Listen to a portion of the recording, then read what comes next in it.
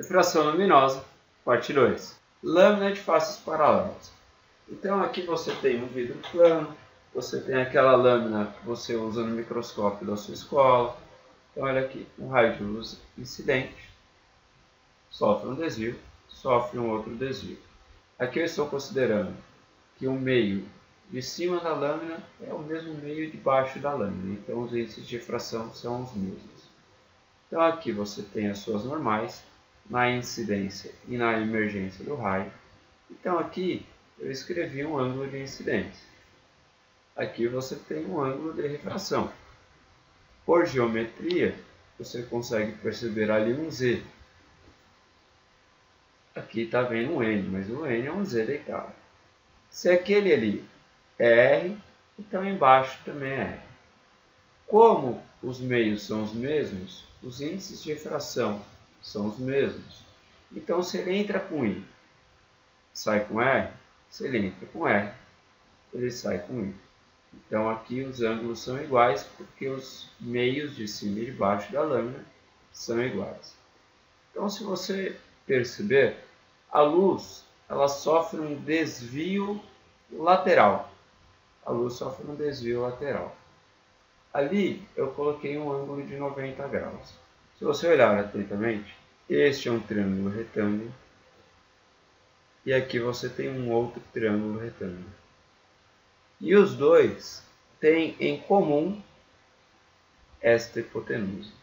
Então, por geometria, se você trabalhar bonitinho a geometria, calcular o ângulo de refração, ter o ângulo de incidência, em geral o exercício vai te dar a espessura, da lâmina.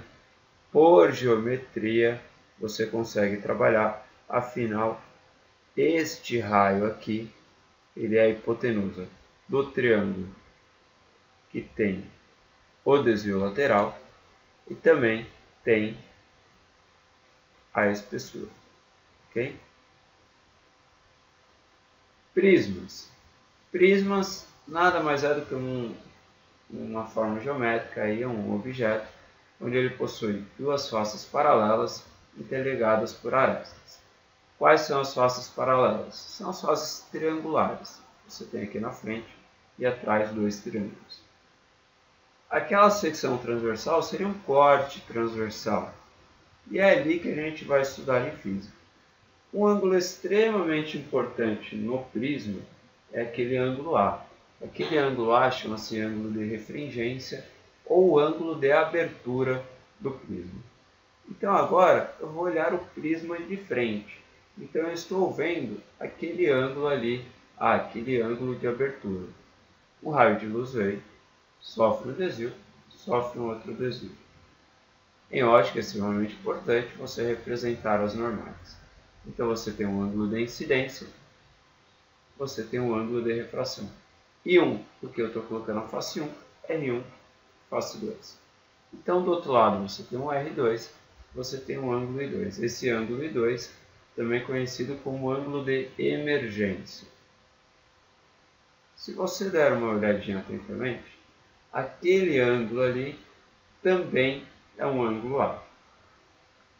Isso porque, se você olhar este quadrilátero aqui, se olhar esse quadrilátero, você tem este ângulo de 90 graus. Este ângulo aqui é 90 graus. A soma dos ângulos internos de um quadrilátero é 360 graus. Se aqui é 90 e aqui é 90, já dá 180. Então o ângulo A mais este ângulo aqui também é 180. Ah, mas este ângulo mais A dá 180. Essa reta aqui forma um ângulo de 180 graus. Então este ângulo aqui é o ângulo A. Pode colocar sem medo. E este ângulo é extremamente importante. O que normalmente se pede em prismas? Se pede o desvio angular que a luz sofre. Se você der uma analisada, a luz está vindo nesta direção e agora ela sai nesta direção. Então aqui ela sofreu um giro. Normalmente o que se pergunta é este giro. Por geometria, Se você trabalhar bonitinho aqui, você consegue descobrir esse ângulo. Afinal, este ângulo é o oposto pelo vértice de incidência. Este ângulo é oposto pelo vértice de emergência. Aqui você tem um ângulo de abertura, você consegue descobrir este. Aqui tem um quadrilátero. O quadrilátero é 360 graus. Você consegue descobrir esse. Consegue descobrir esse sem fórmulas, apenas pensando em geometria. Afinal, na hora do vestibular, dificilmente você vai lembrar essa fórmula do prisma. Geometria, eu garanto que você se lembra. Existe uma condição no prisma que é a condição de desvio mínimo. Quando ocorre o desvio mínimo, este raio aqui, ele é paralelo à base. Então, quando isso ocorre, você tem que todos os ângulos ali são iguaizinhos.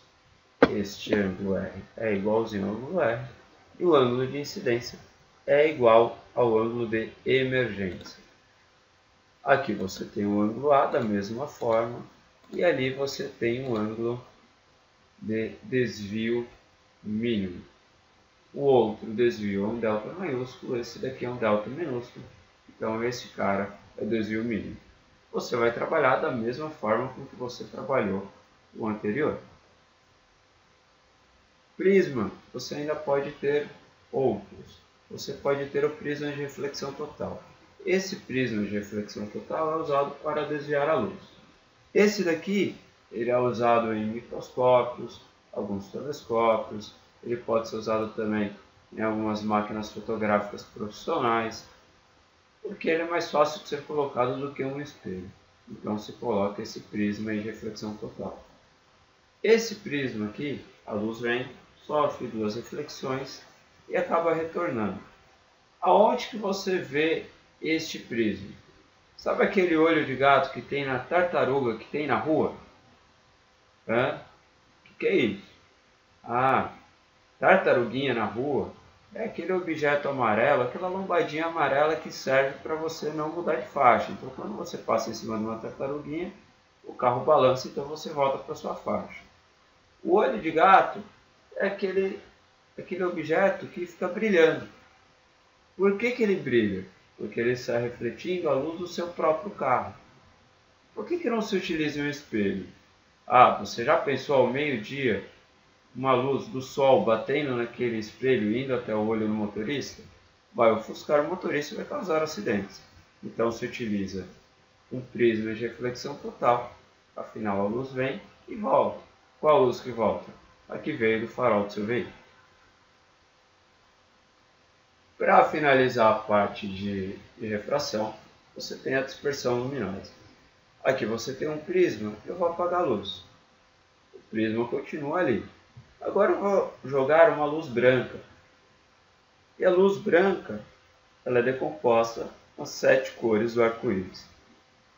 Isso porque cada luz, cada cor, tem um índice de refração diferente. Então o índice de refração do vermelho é diferente do laranja, é diferente do verde, é diferente do violeta. Qual que tem maior índice de refração? Maior índice de refração é aquele que desvia mais. Quem desvia mais é a violeta. Então, maior índice de refração é o violeta e o menor índice de refração é o vermelho.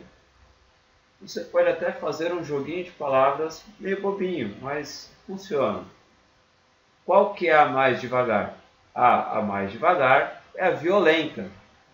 Se a violenta é a mais devagar, se você olhar lá no índice de refração absoluto, quanto menor a velocidade, maior o índice de refração.